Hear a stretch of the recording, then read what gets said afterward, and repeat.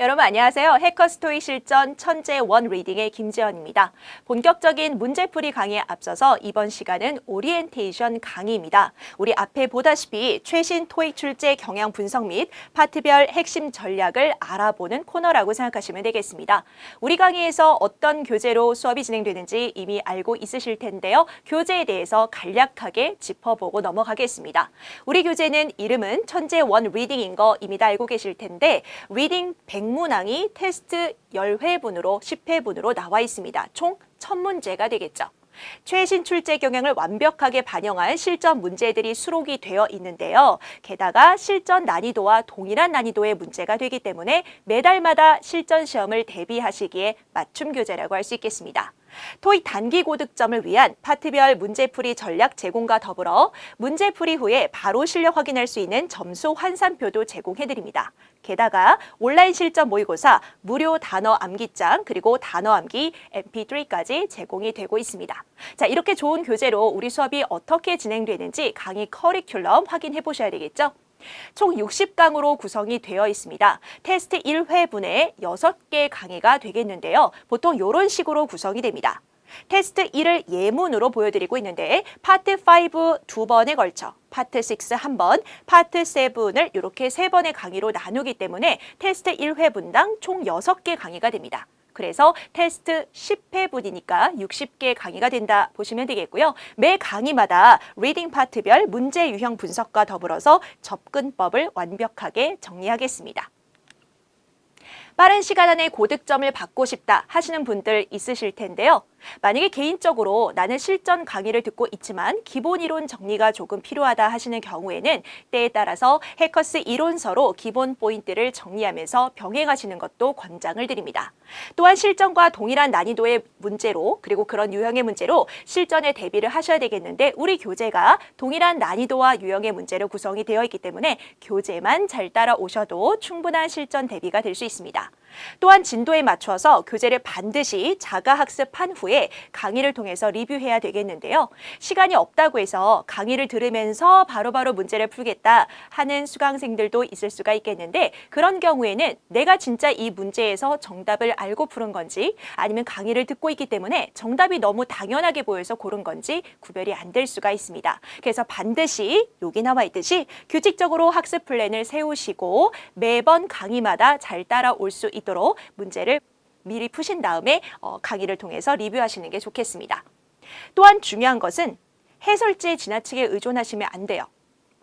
문제를 푼 다음에 해설지를 바로 보고 왜 정답인지 오답인지 파악하는 습관이 있으신 분들이 있으실 텐데 굉장히 나쁜 습관이죠. 해설지를 바로 보게 되면 해설지에 너무 잘 설명이 되어 있으니까 정답과 오답인 이유가 너무 이해가 됩니다.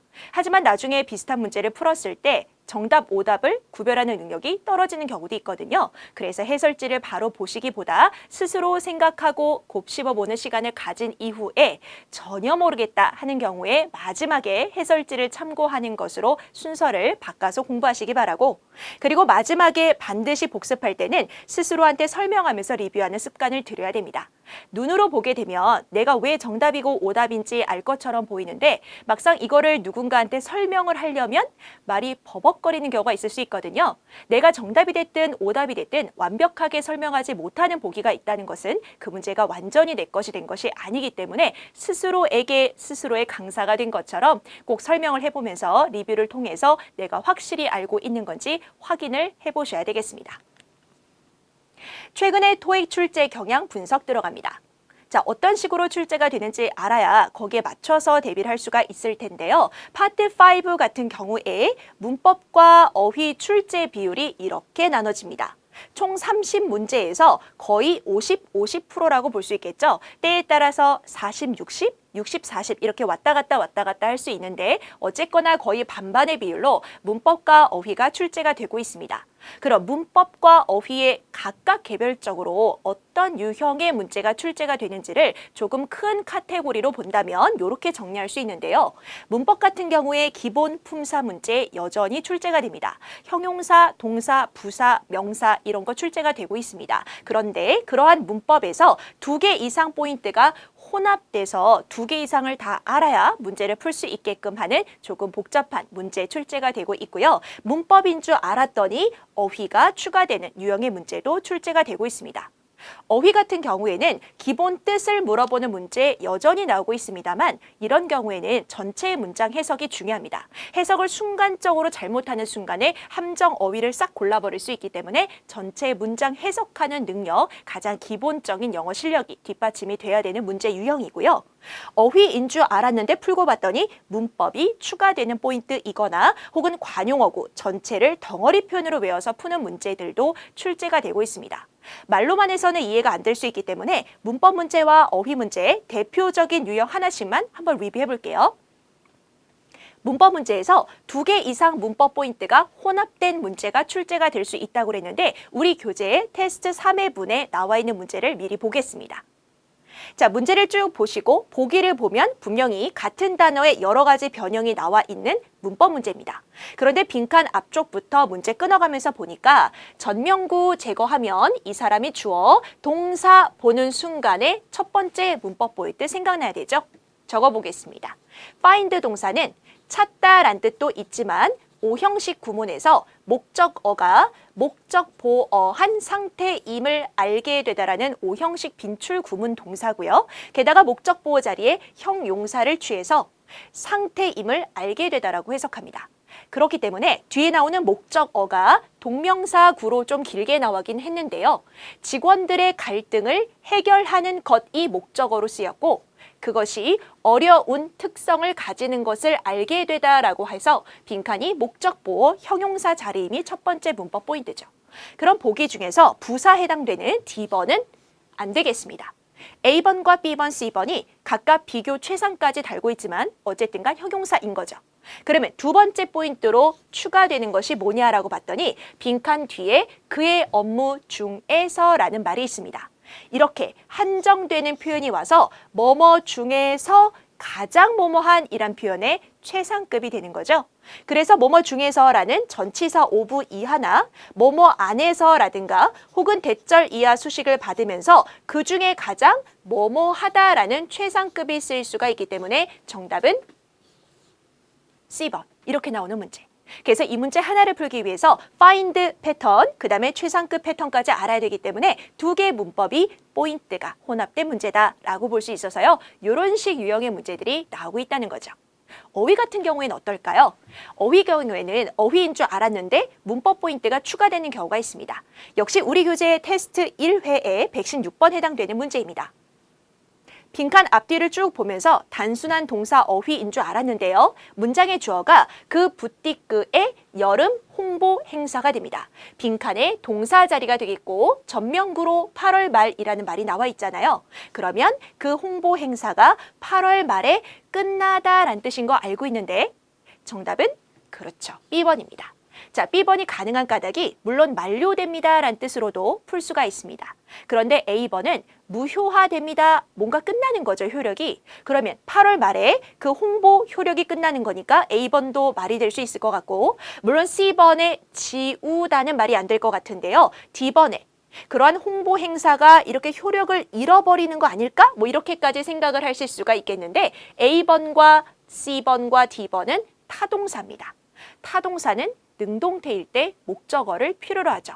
빈칸 뒤 목적어 없습니다. 하지만 B번의 expire, 대표적인 자동사이기 때문에 목적어 없이도 답이 될 수 있다라는 문법 포인트가 추가된 거죠. 이처럼 동사 문제일수록 특히나 자타동사 문법 포인트가 추가되는 경우가 많습니다. 우리가 동사 공부를 할 때 모든 동사를 자동사인지 타동사인지 나눠서 구별할 수는 없어요. 하지만 특히나 자동사다라고 외워야 되는 동사들이 있는데 그거는 수업 시간에 나올 때마다 정확하게 포인트를 정리를 해드릴 겁니다. 파트 6 넘어가 보겠습니다. 최근 출제 경향 역시 미리 본다면 보통 파트 6는 지문 하나의 문제가 4개가 출제가 됩니다. 그 4개 문제가 문장 넣기 문제는 반드시 들어가 있고요. 문법과 어휘 문제를 보았을 때 일반적으로는 문법 하나에 어휘 2개 식으로 나오는데 때에 따라서는 문법 2개, 어휘 2개 이렇게 나오는 경우도 물론 있습니다. 하지만 일반적으로는 문장 넣기 하나, 문법 하나, 어휘 2개 이렇게 나오는데 앞에 나왔던 파트 5하고 차이점은 무조건 독해 지문 속에서 빈칸이 뚫린 거라서 전체 문맥을 파악해야지만 문제를 풀 수 있게끔 출제가 되고 있다는 것이죠. 문법 문제와 어휘 문제 역시 그렇습니다. 특히 문법 문제 같은 경우에는 여전히 기본 품사 문제 나옵니다. 파트 5처럼. 하지만 전체 문맥을 중요시하는 문제의 특성상 앞뒤 문맥을 확인하고 정확하게 시제 고르는 문제, 혹은 A, N, B 병렬 구조 고르는 문제, 문장이 길게 나오겠죠? 혹은 긴 문장 속에서 도치 구문을 찾는 문제가 되어서 파트 5에 나왔던 문법 포인트가 파트 6에도 그대로 나오기는 하는데 다만 지문이 길어지면서 문장이 길어지거나 앞뒤 문맥을 파악해야 되는 문법 문제가 나오고 있다는 것이죠. 어휘의 경우는 파트 6의 특징이 더 두드러집니다. 문맥적으로 가장 알맞은 답을 고르는 거라서 빈칸 앞뒤만 봐서는 답이 나오지 않게끔 문제를 내거나 답인 게 보이는데 함정이거나 이렇게 출제가 돼요. 그래서 반드시 전체 지문을 다 파악해서 앞뒤 문맥에서 단서를 찾아서 뭐 때문에 정답이 이거다 이런 식으로 풀어주는 연습을 하셔야 됩니다. 자, 이것도 말만 하니까 잘 이해가 안 갈 수가 있어요. 예문을 한번 보여드릴게요. 어휘 문제를 대표적으로 하나 보겠습니다. 자, 지문을 전체에다 보는 것은 아니고 그중에 특정하게 어휘 문제만 갖고 왔는데요. 문맥적으로 가장 알맞은 답을 찾는 것이 파트 6 어휘 문제의 특징이라서 빈칸만 봐서 절대 답이 나오지 않는다라고 얘기했었죠. 앞에서부터 읽어가면서 보셔야 되겠습니다. 자, 이 사람이 궁금해하고 있습니다. 관심이 있을지 없을지 다음번 초청 강사가 돼주는 거에 대해서.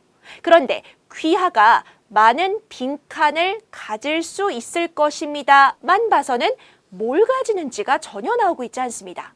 왜냐하면 A번의 flexibility, 융통성을 가지게 될 것이다. B번, 많은 도움, 원조를 가지게 될 것이다. 혹은 많은 제한을 가질 수도 있잖아요. 그죠? 그리고 D번에 시연을 가지단 좀 이상할 수 있지만 어쨌든 간 시연할 수 있다. 뭐 이렇게 응용되지 않을까 생각할 수 있겠는데 빈칸만 봐서 답이 안 나오는 전형적인 파트 6 문제입니다. 뒤쪽을 읽어가 봤더니 선생님으로서, 즉 강사로서 말하는 거죠. 강사로서 당신이 혼자서라는 말이 바로 힌트가 됩니다. 혼자서 수업 자료를 결정할 수 있습니다. 어떠한 것을 사용하고 가르칠지라는 말이 나왔잖아요. 그렇기 때문에 너 혼자서 결정할 수 있다라는 것은 바로 너의 자율재량 수업이란 뜻이 되겠고 수업 시간에 너 맘대로 할 수 있는 융통성을 가질 수 있다. 바로 A번이 정답이 되는 겁니다. 그래서 빈칸만 봐서 답이 안 나왔는데 뒤에 나오는 언론 때문에 정답 이런 식으로 문제를 푸실 때마다 자연스럽다가 아니라 정확히 요것 때문에 답이 뭐다 이런 식으로 찝어주는 식으로 문제 푸는 연습을 하셔야 되겠습니다. 파트 6 문제이기 때문에 전체 문맥 파악이 중요하다는 것이죠. 파트 7은 어떨까요? 최근 출제 경향을 살펴보기 전에 사실 파트 7은 많은 분들이 너무 힘들다, 시간 내 풀기 더 힘들다라는 분들이 많으실 거예요. 파트 7의 경우에는 싱글, 더블에서 트리플 패시지까지 나오고 있습니다. 문제 구성을 본다면 싱글 패시지가 10지문 29문제, 더블이 2지문 10문제, 트리플이 3지문 15문제로 더블과 트리플이 지문 개수는 작아 보이는데 그 안에 2개, 3개가 연계되다 보니까 푸는 시간이 많이 걸린다 하시는 분들이 있으실 거예요. 실제 시험에서 이 정도 문제까지 풀이를 한 상태에서는 앞에 LC부터 문제를 계속 풀어온 상태이기 때문에 집중력이 흐려지는 부분이기도 하죠. 더욱더 문제 고르기, 정답 찾기가 힘든 바로 부분이 되겠습니다. 자, 이런 출제 경향에 대해서 구체적으로 좀 살펴보자면 지문 유형과 문제 유형으로 나눌 수 있습니다. 지문 유형의 경우에는 보통 8개로 크게 카테고리 나눌 수 있겠는데요. 편지글이나 광고 혹은 각종 서식들, 뭐 영수증이나 운송장 같은 서식들, 그리고 공고글, 그리고 기사글, 회사 안에서 주고받는 회람, 그리고 문자 메시지 주고받은 거, 그리고 정보, 안내문까지 크게 8개 지문으로 나눠질 수 있습니다. 각각의 지문에 따라서 나오는 문제 유형은 크게 7가지로 나눌 수가 있겠는데요. 첫 번째로 주제, 목적 문제 나오고 있습니다. 문제의 표현은 다르더라도 전부 다 주제 찾기 문제가 되겠고 구체적인 정보를 요구하는 육하 원칙 문제, 그리고 가장 많은 분들이 어려워하는 사실인 거 아닌 거 찾기 문제, 그리고 추론 문제는 조금 어려워하는 편이죠. 왜냐하면 전체 지문을 다 읽어야 정답이 나오는 경우가 많기 때문에 가장 힘들어하는 지문 중에 하나입니다. 의도 파악 문제, 대부분은 문자 메시지 체인에서 혹은 온라인 채팅에서 많이 나오는 문제인데요. 바로 몇 시에 이게 무슨 뜻이냐라고 해서 그 의도를 파악하는 문제. 앞에 대화문에 이어져 나오는 그 말을 의도를 파악하는 문제. 그리고 6번째로 문장 위치 찾기 문제가 나옵니다. 이렇게 A, B, C, D, 1, 2, 3, 4 중에서 어디에 들어가냐라는 문장 찾기 문제의 경우에는 전체 지문을 다 읽어야 답이 나오는 경우가 많기 때문에 시간이 많이 걸린다 하실 수 있는 문제 유형에 해당이 됩니다. 마지막 7번째로 동의어 찾기 문제인데요. 파트 7에서 동의어 찾기 문제는 사전적인 동의어를 미리 알고 있는 상황에서 문맥상의 동의어를 찾는 것이기 때문에 지문 속에서의 뜻을 정확하게 파악해야 되는 문제인 거죠. 그래서 다시 한번 짚어보면 지문 유형은 아까 전에 8개로 나눴었고 문제 유형은 크게 7개로 나눠지는 것이 바로 파트 7의 출제 경향이라고 볼 수 있겠습니다. 자, 그러면 우리가 지금 살펴봤던 파트 5, 6, 7까지 이런 유형을 살펴봤는데 어떻게 대비를 해야 될까 궁금하실 거예요. 파트 5 같은 경우는 항상 문제 보기를 보고 문제를 풀러 들어가실 때 보기를 보고 문제 유형을 파악하는 연습이 필요합니다. 전체 문제를 푸시면서 그냥 문제를 대충 풀고 넘어가시는 것이 아니고 뭘 물어보는 문제다라는 것을 알고 계시면 우리가 테스트 10회분을 다 풀고 났을 때 어떤 유형의 문제를 토익이 좋아하는지가 스스로 파악이 될 거거든요. 보기를 보시고 유형 파악하는 거 잊지 마시고요. 그리고 문제별로 정답이 왜 정답인가 뿐 아니라 특히 중요한 오답 포인트를 모두 철저하게 구별을 해주셔야 됩니다. 우리가 쉽다고 해서 그냥 넘어가기 쉬운 오답 포인트까지 말이죠. 또한 더불어서 제가 수업 시간에 플러스 포인트 정리해드려요. 문제별로 추가적으로 이것도 알아두세요 하는 포인트들이 아주 많이 나오는데 그것들까지 완벽하게 정리가 되어져야 문제가 응용되었을 때도 정답을 고르실 수 있을 거고요. 그리고 마지막으로 아까도 제가 강조했습니다. 문제 포인트를 눈으로만 보는 것이 아니고 스스로 설명을 해봄으로써 그 문제를 완전히 소화해서 내 것으로 만들고 가셔야 된다는 거 잊지 마시고 그렇게만 하셔도 파트 5는 충분히 잡을 수 있습니다. 자, 그런데 파트 6는 어떨까요? 아까 말했듯이 문맥 파악이 중요한 문제들이 대부분이기 때문에 아무리 시간이 없다고 하더라도 빈칸 앞뒤만 봐서는 오히려 답이 안 나오거나 함정을 고르거나 하는 문제들이 많습니다. 시간이 없어도 전체 지문 꼭 읽는 거 잊지 마시고요. 그리고 어휘나 문장 넣기 문제는 앞뒤 정답 근거에 아까 제가 동그라미 친 것처럼 꼭 표시를 하고 그것 때문에 정답이 이거다라고 고르는 식으로 문제풀이 방법을 연습을 해주시면 되겠습니다. 자, 가장 어려워하는 파트 7은 어떻게 해야 되겠느냐 궁금하신 분들 많으시죠? 지문의 유형이나 제목을 확인한 후에 내용을 미리 추론하는 식으로 문제를 풀어야 됩니다. 자, 이런 방식으로 공부해 본 적이 없다 하시는 분들 많으실 거예요. 보통 파트 7 문제를 풀 때 지문을 보자마자 문제를 몇 개 읽고 지문 들어가고 하시는 분들이 있잖아요. 그런데 문제를 먼저 읽는 것도 물론 좋은 방법이긴 한데요. 문제를 들어가기 전에 앞서서 지문의 유형과 제목을 꼭 확인을 하면 어떤 식으로 내용이 나올 것인가가 미리 추론이 되고 나올 만한 문제까지도 추론할 수 있는 경우가 있기 때문에 문제 풀이 시간을 궁극적으로 줄여줄 수가 있습니다. 그래서 유형이나 제목 확인 후 내용을 미리 추론할 수 있겠고요. 주어진 문제를 다 읽으려고 하기보다는 한두 문제 정도 읽고 들어가는 것이 오히려 낫습니다. 문제를 다 읽어봤자 어차피 기억을 못할 것이기 때문에 한두 문제 정도, 나는 두 문제까지도 힘들다 하시는 경우에는 한 문제 읽고 문제 풀러 들어가시고 하셔도 전혀 시간 낭비가 아닙니다. 세 번째로 문제는 대강 읽으시고 보기는 확실하게 꼼꼼하게 패러프레이징 된 거를 확인해 주셔야 됩니다. 문제는 왜 대강 읽느냐면 아까 우리가 앞서서 문제 유형으로 7개로 나누어 놨잖아요.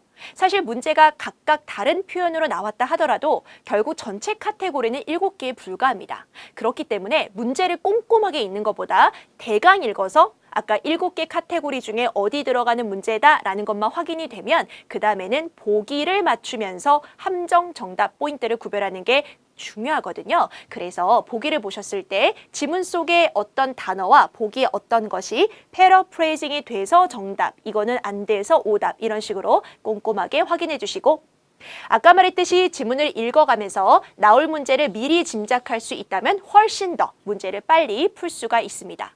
우리가 가장 지양해야 될 게 파트 7을 풀면서 문제를 읽을 때마다 읽었던 지문을 또 읽고 내용 생각 안 나서 또 읽고 이거를 피해야 되죠. 그게 시간을 잡아먹는 거잖아요. 그래서 한 번 읽고 나서 문제 정답을 바로 고를 수 있게끔 하는 것이 가장 중요한 문제 풀이 방법이기 때문에 지문을 읽어가면서 나올 문제를 미리 짐작할 수 있다면 더더욱이 좋겠죠. 지문 유형을 보고 짐작하는 방법이 있고 지문을 읽어가면서 짐작하는 방법이 있습니다. 자, 수업 시간에 제가 강의하면서 문제를 만날 때마다 이것들을 어떻게 하면 되는지를 개개별적으로 설명을 드릴 건데요. 지금은 간단하게 예문을 한번 보면서 설명 한번 드려볼게요. 지문 유형이나 제목을 보고 짐작하는 법이 뭐냐? 대표적으로 이런 지문 하나 보여드리겠습니다. 자, 이렇게 지문 밑에 내용은 다 잘라서 없죠. 그런데 제목을 보시고 Bees Equip Repair Services라는 것을 보자마자 repair service, 무슨 서비스 이러면 광고잖아요. 그리고 repair, 수리 광고가 되고 있다라는 그 제목만 보고도 바로 이 서비스인 거 아닌 거에 대해서 열거가 되고 서비스인 거 아닌 거 찾는 문제 나올 수 있고요. 그리고 special deals, 예를 들어서 할인해준다. 지금 전화하면 무료 견적이다. 이렇게 견적이라든가 이런 거에 관련된 내용이 나오겠구나. 그리고 분명히 광고 글이기 때문에 마지막에 어디로 연락하세요. 혹은 이메일로 뭐 하세요? 누구한테 연락 주세요? 뭐 이런 식의 내용이 나올 수 있겠구나라는 것을 요 짧은 시간에 미리 다 짐작하고 문제를 들어가시면 여기에 관련된 문제가 뻔하게 나오는 게 보이거든요. 그래서 제목만 보고도 이런 내용 나오겠거니 하고 들어가시면 훨씬 더 빠르게 풀 수 있다는 거. 읽어가며 짐작하는 방법은 뭐냐 싶으실 텐데 이것도 예문을 한번 보여드리겠습니다. 자, 지금 앞뒤 내용은 없는 상태에서 어떤 지문의 일부분을 제가 갖고 왔어요.